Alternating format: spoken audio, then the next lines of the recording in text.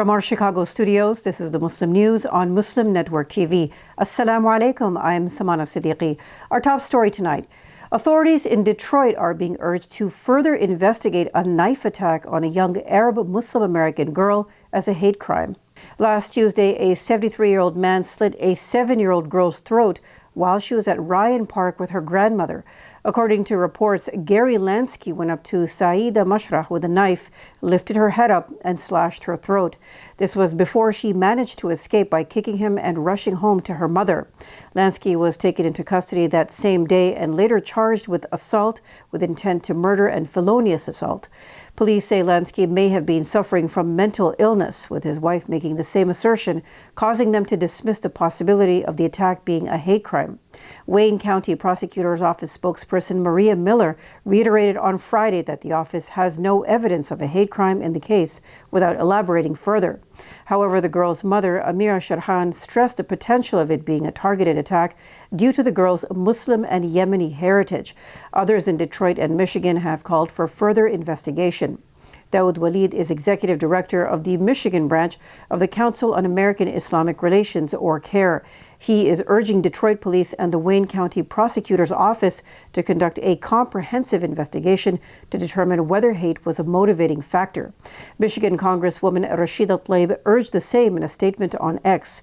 She said, "The constant dehumanization of Arab and Muslim people is resulting in hate crimes across our country." The attack comes amid a significant rise in targeted and discriminatory attacks on Muslims in the U.S. since the start of Israel's war on Gaza over a year ago. A memorial was held in Plainfield, Illinois on Sunday for a 6-year-old Palestinian American Muslim boy stabbed to death in a hate crime. Wadi al-Fayoumi was killed in the town outside of Chicago on October 14th last year. He was stabbed 26 times. His mother, Hanan Shaheen, was also stabbed but survived. They were allegedly attacked at the hands of 71-year-old Joseph Chuba, who was the landlord of the building Fayoumi and his mother lived in. Before he stabbed the mother and child, he yelled, "All Muslims must die." Prosecutors say Chuba was upset over Hamas's October 7, 2023 attack inside Israel, which had happened days before the stabbings. Chuba has been charged with first-degree murder, first-degree attempted murder, aggravated battery with a deadly weapon, and 2 counts of committing a hate crime. He is scheduled to go on trial on February 24th. Over 2 weeks ago, the Senate passed the Wadi al-Fayoumi Act, which recognizes his death as a hate crime due to his Palestinian Muslim identity. Israel has killed and wounded Palestinians, mostly children, who were playing football in the Al-Shati refugee camp in northern Gaza. So far, the bodies of 7 children have been recovered from the site. Israel has also committed 5 massacres in Gaza over the past 24 hours, destroying dozens of homes in the Jabalia camp. On Sunday, authorities said that more than 300 people had been killed in Israel's ongoing offensive in northern Gaza since last week. Al Jazeera reports that Israel is continuing its artillery shelling in Jabalia, Al-Balad, Beit Lahia, and Jabalia camp. The ministry has also confirmed that many victims remain under the rubble or in the streets, and that rescue crews are unable to reach them. The UN's peacekeeping force in southern Lebanon says Israeli tanks forced their way into one of its positions early Sunday morning. The UN Interim Force in Lebanon, or UNIFIL, said 2 Israel Defense Forces, or IDF, tanks destroyed the main gate of a post in Ramya near the Israeli border. UNIFIL said they forcibly entered the position to request it to turn out its lights. About 2 hours later, it said rounds were fired nearby, injuring 15 peacekeepers. U.S. Secretary of Defense Lloyd Austin voiced concern about Israel's attacks on UNIFIL positions in southern Lebanon. This was during a phone call on Saturday with Israeli Defense Minister Yoav Gallant. Israeli attacks this week injured at least 5 UN peacekeepers and 2 Lebanese soldiers. Hezbollah killed 4 Israeli soldiers and wounded 60 others on Sunday in a drone strike on a military base in the Binyamina area in central Israel. 7 of the soldiers were seriously wounded, 18 moderately wounded, and the rest were lightly wounded, according to Magen David Adom, Israel's National Emergency and Ambulance Service. Hezbollah has claimed responsibility for the drone. Israel's army is investigating why no sirens were sounded, why interception attempts failed, as well as the drone's route. Following the hit, the IDF announced the interception of another drone launched from Lebanon over the Mediterranean Sea near Haifa Bay. Pentagon confirms the deployment of an advanced anti-missile system and approximately 100 U.S. troops to Israel. Details after the break, so stay tuned and we'll be right back.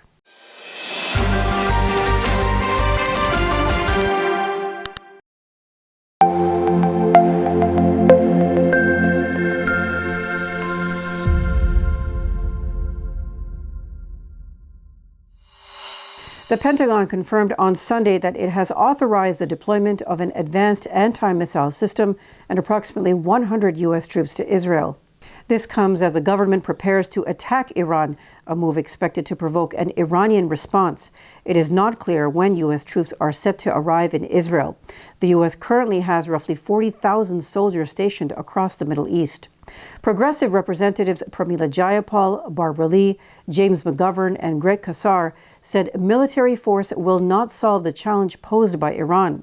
The Democratic lawmakers called for meaningful de-escalation and diplomacy, adding that the U.S. risks becoming entangled in another catastrophic war that will inevitably harm innocent civilians and may cost billions of U.S. taxpayer dollars.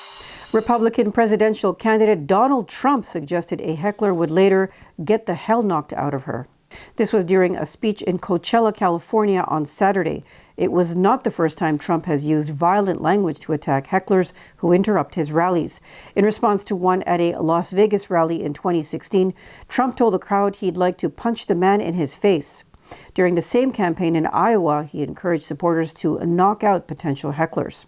During his Saturday speech, Trump portrayed a dark image of the U.S. and continued his pattern of demonizing undocumented immigrants. He called Election Day on November 5th a Liberation Day, comparing the United States to an occupied country due to the presence of the undocumented. Trump has promised to launch a deportation program called Operation Aurora.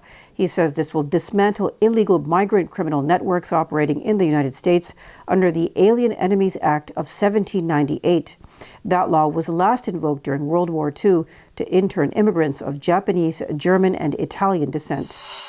Democratic presidential candidate Vice President Kamala Harris on Friday said she will create a bipartisan council of advisors if elected president. In a post on X, she said the council will give feedback on policy and inform her administration, adding that our democracy needs a healthy two-party system. On Friday, during her campaign remarks in Arizona, she also said she would put a Republican in her cabinet. She added, "I love good ideas wherever they come from."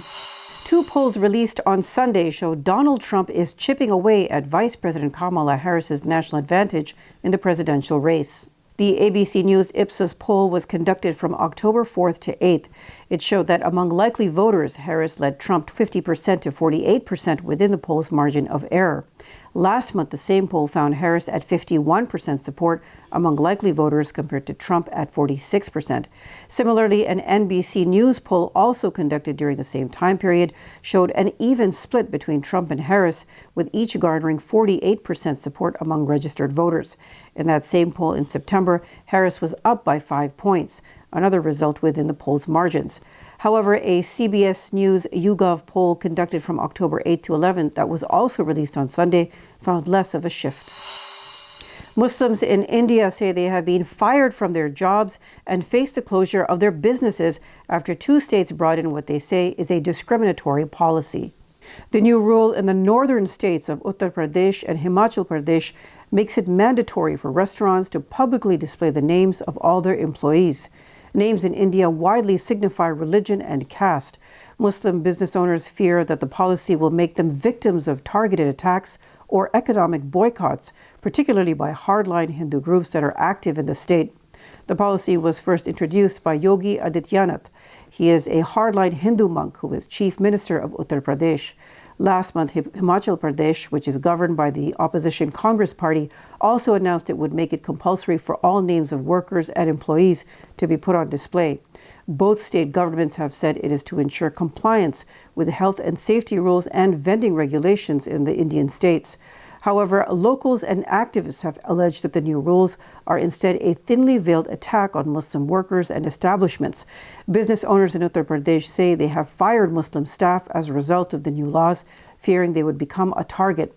Other Muslim-run businesses say they had already been harassed as a result of the policy, with some considering closure.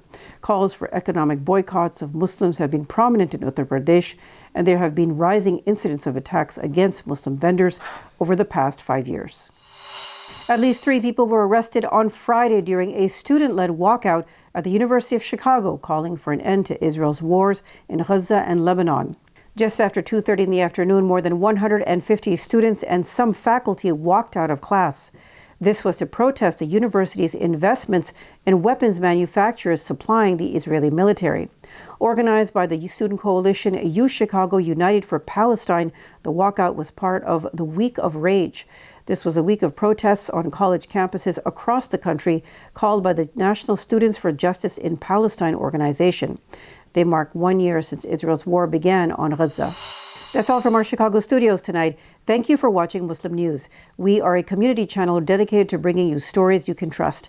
Please like, share, and subscribe to our content. You can also comment to let us know what you think of our coverage. You can donate now by visiting muslimnetwork.tv/donate. For more content, keep watching Muslim Network TV. Salam.